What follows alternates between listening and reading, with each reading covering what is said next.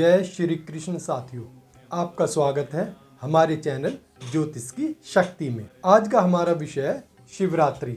जैसा कि आप सबको पता ही है, यह माघ मास की कृष्ण पक्ष में अमावस्या से पूर्व चतुर्दशी को मनाया जाता है। साथियों, इस बार शिवरात्रि 11 मार्च 2021 को वीरवार के दिन मनाई जाएगी, क्योंकि इस दिन त्रयोदशी भी है और चतुर्दशी भी है। इसलिए आप इस भ्रम में ना पड़ें कि चतुर्दशी कब या कितने बजे से शुरू होगी या त्रयोदशी कब समाप्त होगी, क्योंकि शिवरात्रि अर्थात रात्रि उसी दिन ही यानी 11 मार्च की रात को ही होगी और पूरे दिन 11 मार्च पूरे दिन आप भगवान शिव, भोलेनाथ, शिव शंकर या देवों के देव महादेव की पूजा कर सकते हैं। इस दिन आपको किसी भी प्रकार के मुहूर्त या उचित समय देखने की कोई आवश्यकता नहीं है। भोले भंडारी सबका भला करते हैं। बस आप श्रद्धापूर्वक भगवान शिव का ध्यान करें। भगवान शिव या भोले भंडारी या देवों के देव महादेव शीघ्र प्रसन्न होने वाले देवता हैं। ये सभी देवों के देव हैं, आदि देव हैं।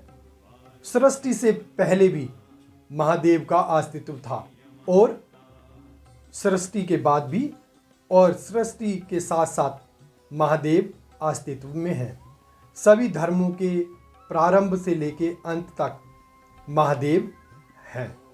इसलिए आप बिना किसी लाग लपेट के अपनी श्रद्धापूर्वक भगवान शिव की जिस प्रकार से भी हो सकती है, विधि विधान से या सामान्य रूप से पूजा अर्चना कर सकते हैं। भगवान शिव को पूजा में सामान्य जल, कुछ बेलपत्र, आक के पत्र, फूल, धतूरा, भांग आदि सामान्य वस्तु चढ़ाई जाती हैं, जो आपको कहीं पर भी बिना शुल्क के या मामूली शुल्क पर उपलब्ध हो जाती है।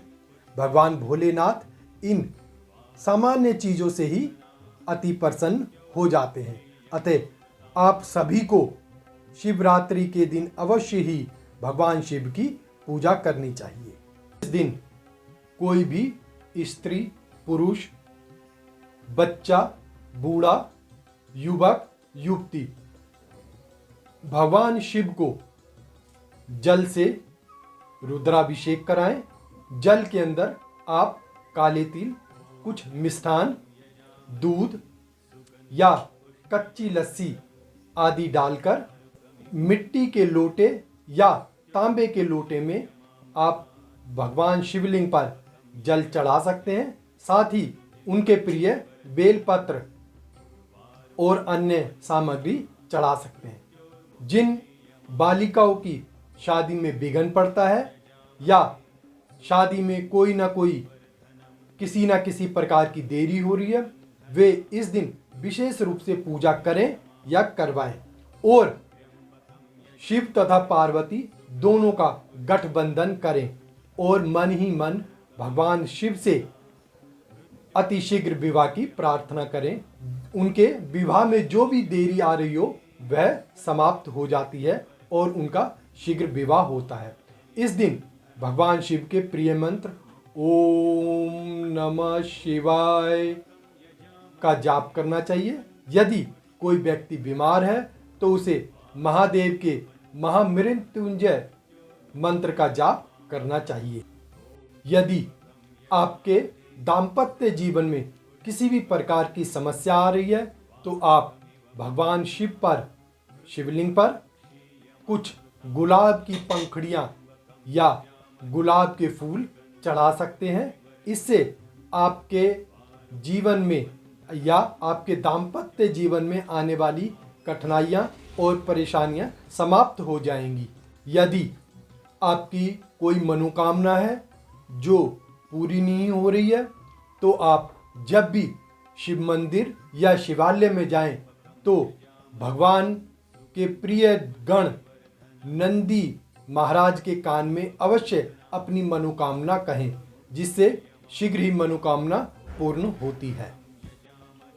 यदि आप किसी भी प्रकार के त्वचा रोग, स्किन के रोगों से परेशान हैं, दुखी हैं और ये बीमारी आपको लंबे समय से चल रही है, तो आप भगवान शिव की अवश्य पूजा करें और शिवलिंग पर नित्य दूध या कच्ची लस्सी से अभिषेक करें।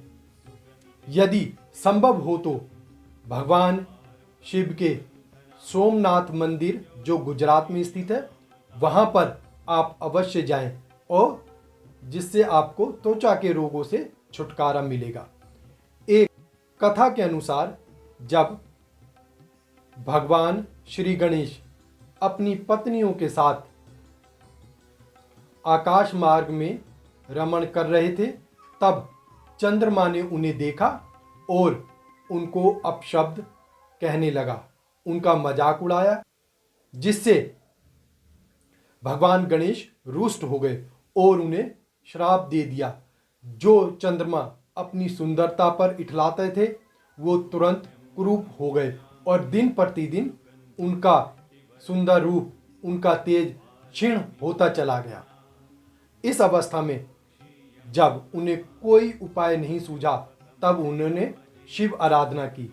यह शिव आराधना वहीं गुजरात तट पर सोमनाथ मंदिर के नजदीक शिवलिंग बनाकर की। सोम यानी चंद्रमा, इसलिए उस शिवलिंग को सोमनाथ शिवलिंग कहा जाता है। वहां पर भगवान शिव चंद्रमा की तपस्या से प्रसन्न हुए और उन्हें फिर से वही ओज प्रदान किया तथा साथ ही साथ उन्हें अपने माथे पर धारण किया।